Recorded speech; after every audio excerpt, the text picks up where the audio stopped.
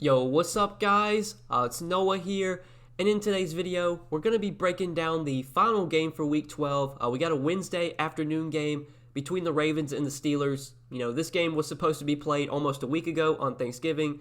Because of COVID concerns, it got postponed to, I believe, Sunday afternoon. They had to postpone it again to Monday. Then it got postponed from Monday to Tuesday, and then it got moved from Tuesday to Wednesday. Right now, all signs are pointing to this game finally being good to go. It looks like we are going to play. Did get moved to Wednesday afternoon, so I guess take note of that. You know, this isn't a night game. This is an afternoon game. They're playing at 3:40 Wednesday afternoon, but we do have a showdown slate for this game. You know, not as big of a prize pool for our normal showdown slates. I think the top prize is like 1.5 million. Yeah, with 500K to first, but still a lot of money out there, a lot of money to be won. You guys know I like making videos for these showdown slates. They do really well on the channel. I do enjoy playing these showdown slates. Just gives me something to sweat while I watch the game. So, we'll break down the slate like we always do. We'll start off at the top of the player pool. We'll work our way down. I'll talk about all the playable options. Definitely a slate where we're going to have some, guys that maybe we normally wouldn't think of playing. Obviously, with the COVID concerns for Baltimore, we're going to get some value on the Baltimore side. Lamar Jackson not going to play. On the Pittsburgh side, James Conner's not going to play. It looks like J.K. Dobbins and Mark Ingram, it looked like they weren't going to play, but because this game has been pushed back so much, it's allowed them to be eligible to return. So it looks like Dobbins and Mark Ingram are going to be back, but Mark Andrews is still going to be out. I think, Willie Snead's going to be out as well. So we'll talk about some of the guys from, Baltimore, maybe the Pittsburgh backfield as well, some potential value plays. But before we do get started with the video, as always, guys, I'd appreciate it if you'd hit that like button down below. If you are new to the channel here, be sure to click the subscribe button as well. Click that notification bell so that way you do get notified every time I upload. You'll never miss out on any of my new videos. And if you do really enjoy my videos, and if they do help you out a lot, I have more content available on Patreon. You can check that out, link down below in the description if you are interested. It is the beginning of a new month. That's usually the best times to join on Patreon, just with how their payment setup works. They charge you at the beginning of the month, and they charge you at the first of the month. It's just like a monthly subscription. So if you do join at the first of the month, you're kind of getting like the most value out of your money. If you've ever wanted to join Patreon or join the content on Patreon, see what I have to offer over there, I would recommend you join at the beginning of the month just so you can get the most value out of your money. But yeah, guys, let's go ahead and take a look at this slate. I think we'll start off with the quarterbacks first. So obviously on the Baltimore side, Lamar is not going to play. He's tested positive for COVID, or at least he was in close contact. I think he tested positive if I'm not mistaken. So he's going to be out, which leaves us Ben Roethlisberger as our most expensive option overall. He's $11,400, and then we have Robert Griffin III, who is $8,400. RG3 we haven't seen in quite some time. I don't think he played at all last year. Maybe. I remember he played one game. I can't remember if it was last year or the year before that, but we haven't seen RG3 in a while. But I do have interest in him. We'll talk about him in a second. Before we get there, we got Big Ben at the top, $11,400. So obviously Big Ben is in play. Both quarterbacks normally never are going to be fades for me. Like, I always want to get at least one of the two quarterbacks in. We saw on Monday, like, even though Russell Wilson had a really bad game, he only put up like 15 or 16 points. He actually got outscored by Carson Wentz. Like, he was still in some of the top lineups. I'm pretty sure he wasn't in the winning lineup, but he was in still some of the top, top 5 lineups. We'll see that happen where, like, quarterbacks, even if they have bad games, give you 15, 16, 17 points, like, they can still be in the winning lineup just because, quarterbacks, a bad game from a quarterback is still, a good amount of points, and that's really what you're looking for on these showdown slates. Like, the floor on quarterbacks is just so much higher than it is on running backs or receivers. Like, if running backs or receivers have bad games, they're probably giving you like 8, 9 points, whereas rarely is a quarterback going to have that bad of an outing. So I think we want to try to get one of the two quarterbacks in. Obviously Big Ben's a really good play. I mean, he's been really good this year. It is a tough matchup, but like, we know he's going to throw the ball 35, 40 times. This is a game where they are big favorites, so maybe we see them run the ball more late in the game, if they are playing with a lead. But regardless, Big Ben's going to be out there chucking. I mean, he didn't have the best game against Baltimore earlier this year, but even if he has, a 16, 17-point game, even if he has somewhat of a floor game, like, he could still be in the winning lineup. He is really expensive, though. I think if I can only play one of the two quarterbacks, I'd actually rather go with Robert Griffin just because he's so much cheaper. Like, I don't think we've ever seen a starting quarterback be this cheap. He's only $8,400 in the flex. Like, that is a very cheap price tag for a starting quarterback. I don't know what we're going to get out of Robert Griffin. We haven't seen him in quite some time, but he's a good passer. You could argue that he's a better passer than Lamar Jackson. I mean, Lamar Jackson's a great quarterback, but he's not the most accurate quarterback. He's not the best passer overall. Maybe Robert Griffin, maybe we see them let RG3 sling the ball a little bit more. We know the Ravens are kind of a run-heavy team. I don't know if this is going to be a game, though, where they're just going to be able to run the ball the entire game. For one, they don't have Lamar Jackson. And for two, they're big underdogs. Like, they're 10-point dogs. I mean, they're going to be playing from behind most likely. Even though it's a tough matchup against a good Pittsburgh defense, like 8,400 for Robert Griffin, I think is too cheap for a starting quarterback that's probably going to be forced to throw just due to game script. So I really like both quarterbacks. I think, though, if I can only play one, Robert Griffin, just given his price point, the value we get on him, like he's cheaper than some of the running backs. He's almost the same price as the Steelers defense. Like, I really like RG3. I think he is one of the better overall plays, like in that, kind of mid-range.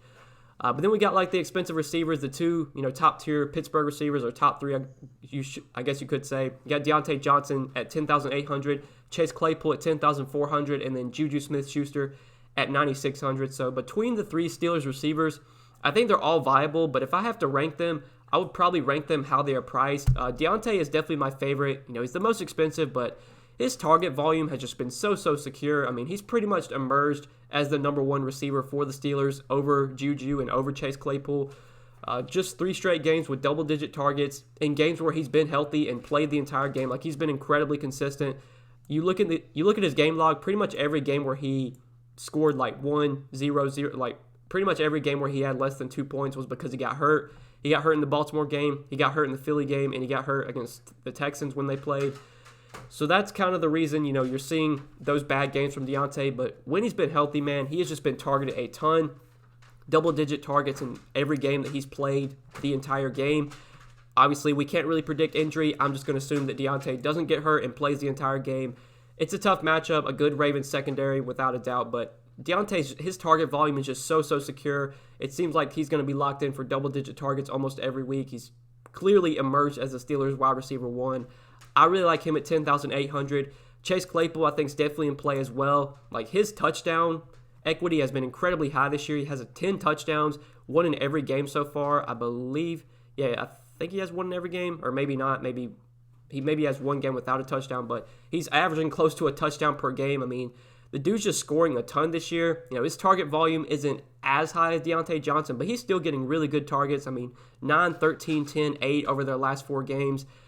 Between him and Deontay, I think I do prefer Deontay, but Chase Claypool, you could look to as well. I mean, he's another really good play at the top. If you want to play him or Deontay at captain, I think both those guys make plenty of sense as captain plays.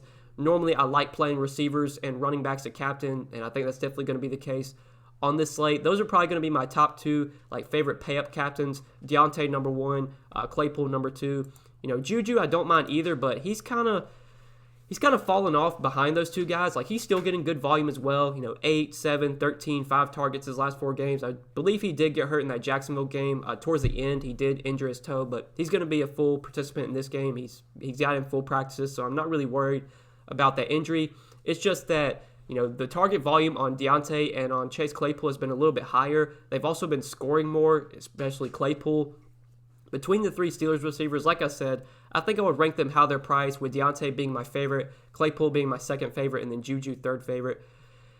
I think all 3 are in play. Like, if you make a lineup with any of those 3 guys, I'm not going to tell you that's bad, but, you're not going to be able to play all 3. You're going to have to take a stand somewhere. If you're playing multiple lineups, I would say you probably want exposure to all 3 of those guys. But if you're just only playing one lineup, I'd probably say Deontay would be the guy that I would want to get in, that I would maybe want to try and pair with Ben Roethlisberger if I can. But we have James Conner out. He's on the COVID list. So that leaves Benny Snell as a starting running back for the Steelers, and he is 8,800. DraftKings obviously was able to price him up because they were able to adjust the pricing. Look, 8,800 is a lot to pay for Benny Snell. We haven't really seen him in a starting role for a while. I know Conner missed some games last year, and we did see a little bit of Benny Snell then, but we haven't really seen him get like a full starter's workload this season. He's pretty much been the backup. He did play week 1. I know I can't remember if Conner got hurt in that game or if he just got benched, but we did see Snell play a good amount in week 1, 19 carries, 113 yards against the Giants. We haven't seen, him get great volume so far this season, but now with Conner out, I do expect Snell to be the starter and to get My best guess is he probably gets 12 to 14 carries and maybe 2 or 3 targets. It's a tough matchup against a good Ravens defense. At 8,800, I think Snell's just a little bit too expensive for me. Like, he's not my favorite play overall. I think I'd rather get up to the Pittsburgh Steelers or the Pittsburgh receivers over him if I can, or just drop down to Robert Griffin. Like, between Snell and Griffin, I would much rather play Robert Griffin, who we already talked about. I think it's definitely underpriced, even though it's a tough matchup. Like, it's rare that we ever find starting quarterbacks for 8,400. So I do like RG3 quite a bit. He's definitely one of my favorite plays overall, just in that mid-range. The Steelers defense, kind of similar to Benny Snell. I think they're just too expensive for me. It is a good matchup. They're going to be facing a backup quarterback. The Steelers or the Ravens are going to be running out like a lot of backups just because they have so many guys on the COVID list. But I don't see any way I pay $7,800 for a defense. Like, they're going to need to score like a defensive touchdown. They're going to need to get a pick six or a scoop and score. If they don't do that, then they're probably going to be failing at their price point. Like, there's just no way I pay this much for. I'm not going to pay $7,800 for a defense when I can get a starting quarterback for $600 more. The defense, even though they're in a good spot, like, I'll be fading the Steelers defense most likely. I'll definitely be underweight on them. I just think they're way too expensive. But then the Baltimore backfield we can talk about. So it looks like J.K. Dobbins and Mark Ingram are going to be eligible to return for this game and are going to be active. This Baltimore backfield is one that I've kind of avoided all season, especially like when they've been on the main slate. Like, I really haven't played the Baltimore running backs just because they involve so many guys. Like, Dobbins is going to be involved. Gus Edwards, I assume, will be involved as well. Mark Ingram, his touches have definitely started to trend down. Like, he was kind of the guy at the beginning of the year that was sort of leading the backfield in touches. Just the last few games, though, like, his touches have gone way down, 5, 7, 2, like. I think if I'm going to play one of the Baltimore running backs, assuming that J.K. Dobbins is active and is going to play, which it looks like is going to be the case, he is my favorite Baltimore running back to go to because he's definitely been their number one guy so far, especially just the last few games. 16 touches week 8 when they did face the Steelers team. He did have a good game against them, 113 yards, 16 Draftkings points. Then he got 14 touches against the Colts, only 6 against New England, but the game after that he got 17 touches against Tennessee. Like, J.K. Dobbins has been the number one guy for the Ravens, and I assume that continues this week. We know Baltimore wants to run the ball as much as possible. I don't know how they're going to or how much they're going to be able to run the ball, especially if they do get behind. Like, if they're playing from behind, if they're down 2 touchdowns heading into the third, fourth quarter, they're going to have to throw, but early on, I do expect Baltimore to just run the ball a ton. J.K. Dobbins should get a pretty heavy workload. Like, between him and Benny Snell, like, looking at the 2 number 1 running backs, I would rather play J.K. Dobbins. He's $1,600 less than Snell. I think he's going to see just as much volume, if not a little bit more. He can get some involvement in the passing game as well. Like, they'll target him a little bit. I do like J.K. Dobbins quite a bit at $7,200. I think he's definitely one of my preferred, running back plays in this game. If I'm going to target any of the running backs, Dobbins is my guy that I'm going to look to overall. Mark Andrews is out, so we don't really need to talk about him. We do have Eric Ebron, though. We could look to at $6,600. I think Ebron is definitely in play. He's getting solid volume, 6 to 8 targets. He gets good looks near the red zone. He has scored a touchdown in 3 of their last 4 games. Like, he's been scoring a good amount this year. He does have 4 touchdowns on the season. He's been their number 1 tight end. He's been pretty involved. He did have a solid game against the Ravens earlier this year in week 8, 4 catches, 48 yards, and a touchdown. Like, he's going to be touchdown dependent. You're going to need him to score to really, kind of, if he's going to make the winning lineup, he's probably going to have to score a touchdown. But with how much they get him the ball in the red zone, with his touchdown equity, I do have interest in Eric Ebron at $6,600. I think he is viable in that mid-range. Not really interested in Gus Edwards now that Ingram and Dobbins are back. I won't be looking to him. But then we get down in the 5K range. So Marquise Brown, look, he's been a huge, huge disappointment this year. Like, has definitely not performed to how I expect him to, or how I expected he would. Like, I thought Marquise Brown was going to be like a breakout player this year, was going to just have a bunch of huge games. That hasn't really been the case. Like, he's definitely had some bright spots. Had a solid week 1 against Cleveland. Did solid against Washington. Had a good game against Cincinnati in week 5. The floor on Marquise Brown, though, has been pretty low. Like, his target volume has not been high at all. Even as the Ravens' number 1 receiver, like, he's still only getting 5, 6, 7 targets at the most. But with Robert Griffin at quarterback, like, I think maybe that, Griffin might be a better passer than Lamar Jackson at this point. Like, I don't think Lamar's the best passer overall. He's a great running quarterback, but when you have to drop back to throw, that's not really what Lamar does. Like, that's not his strong suit. You could argue that RG3 is a better passer than Lamar Jackson. So maybe RG3 can get these guys the ball. Like, I really like Marquise Brown at $5,800. with no Willie Snead, with no Mark Andrews, I mean, who else is RG3 going to look to when he drops back to throw? It's going to be Marquise Brown. I think we'll see Dez Bryant involved as well. Dez was involved a good amount last week. He got 5 targets. I think he's going to be even more involved this week, especially with no Snead and with no Mark Andrews. I do like Marquise Brown a lot. I think he has the upside, like especially if they're going to be trailing in this game and they're going to have to throw. Marquise Brown, look, the upside hasn't really been there this season. The volume hasn't been there either, but just given game script, given all the injuries or the guys that are going to be out for Baltimore, their receivers, their pass catchers, no Snead, no Mark Andrews either. I could see a scenario where Marquise Brown gets maybe 8 targets, 6 catches, 60 yards and a touchdown, gets 18 points, and potentially could be in the winning lineup at captain, especially given how cheap he is. Like if you play Marquise Brown at captain, like that's going to let you pay up for probably both quarterbacks. You'll probably be able to get in one of those expensive Steelers receivers as well. I definitely like Marquise Brown at 5,800. I think he's one of my favorite plays, like in that 5K range. I think he makes a lot of sense as a captain play that has upside. Mark Ingram, we talked about like his volumes, his touches are just trending down. They just keep trending down. He's a tough guy to trust at this point. If I'm going to target anyone from the Ravens backfield, it's going to be J.K. Dobbins.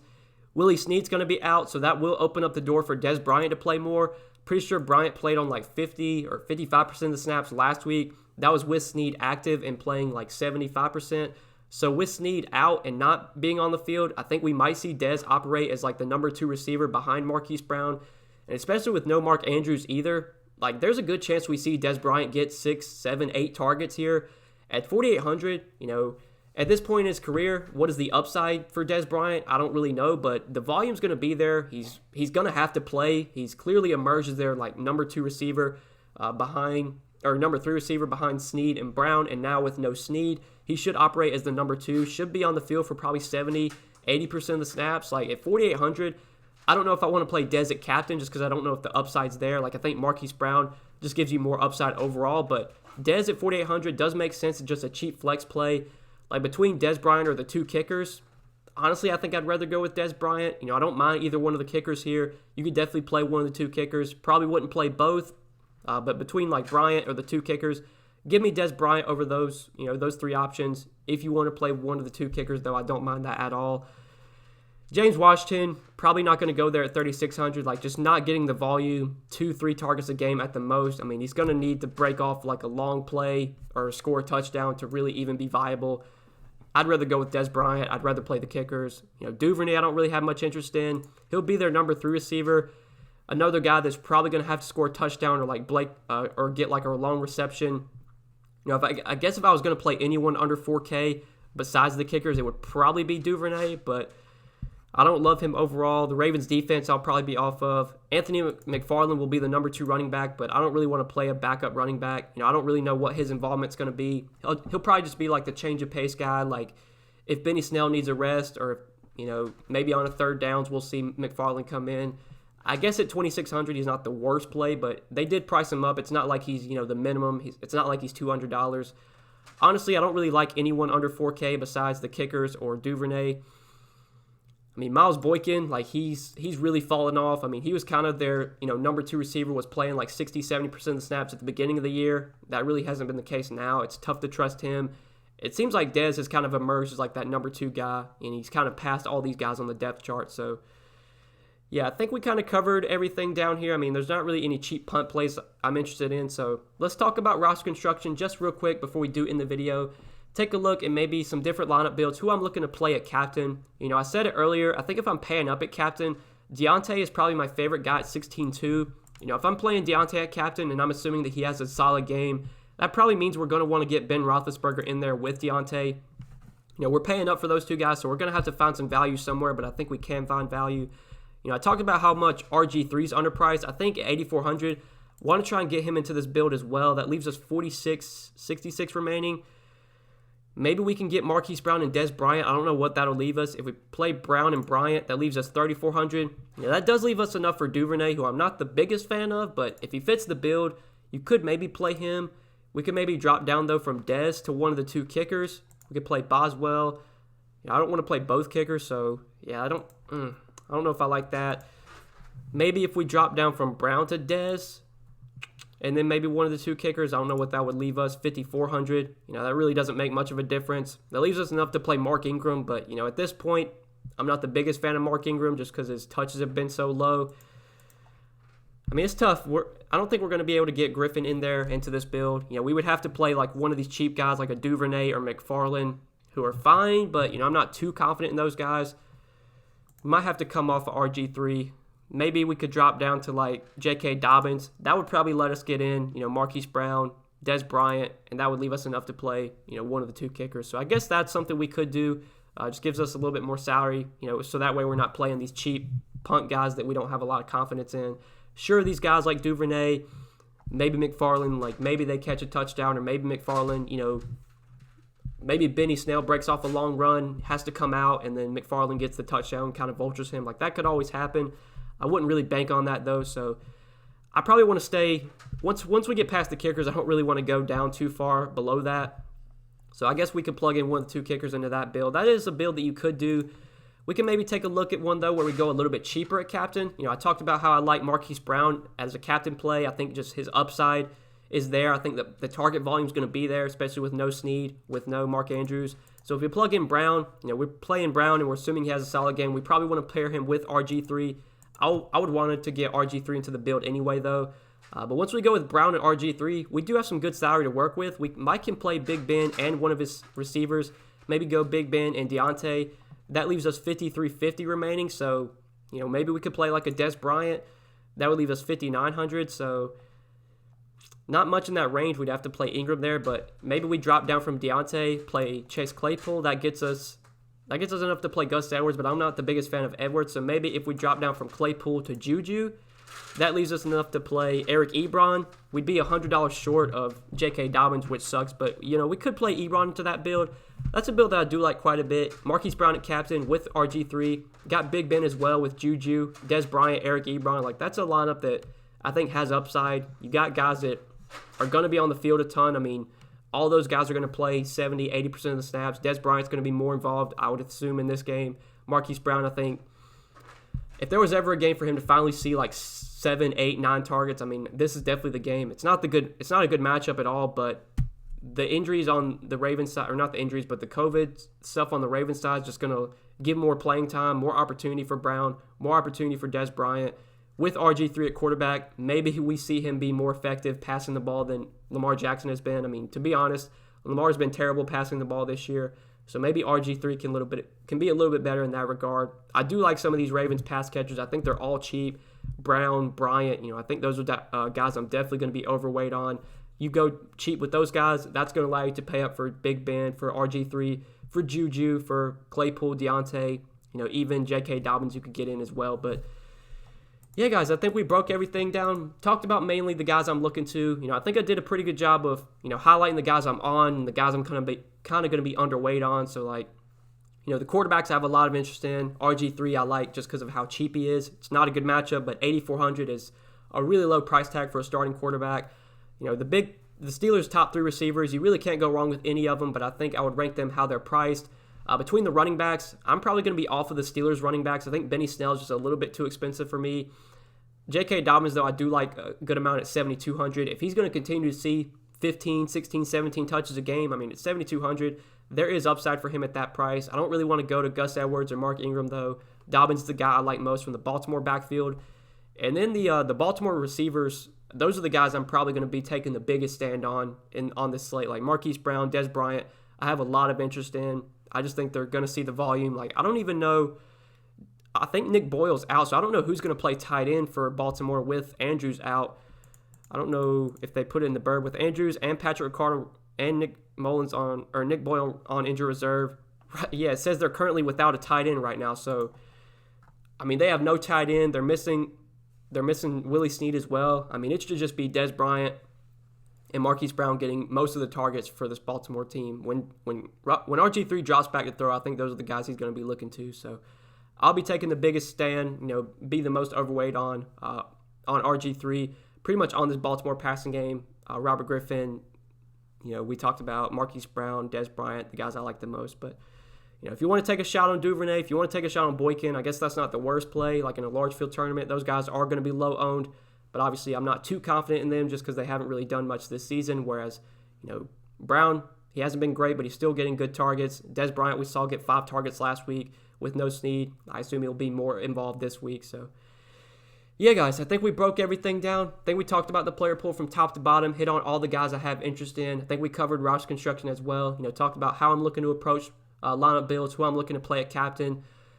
Hope you guys enjoyed this video. I do appreciate you watching. If you did enjoy, hit that like button before you do get out of here. Hit the subscribe button as well. Be sure to click the notification bell so that way you do get notified every time I upload and you'll never miss out on any of my new videos.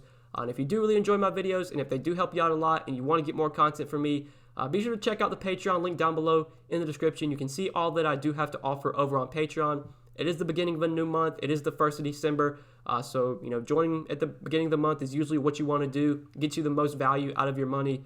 So that way, they charge you at the 1st of every month. That's how Patreon works. So if you're signing up at the 1st of the month, you're going to be charged at the 1st of the month. So you're going to be getting pretty much a month worth of, content pretty much. You're getting the most value out of your money. That's what I'm trying to say. So if you've ever wanted to join the Patreon, I'd highly recommend, you get in now while it's, early on in the month. But yeah, guys, best of luck on this slate. Thank you so much for watching. I hope you did enjoy.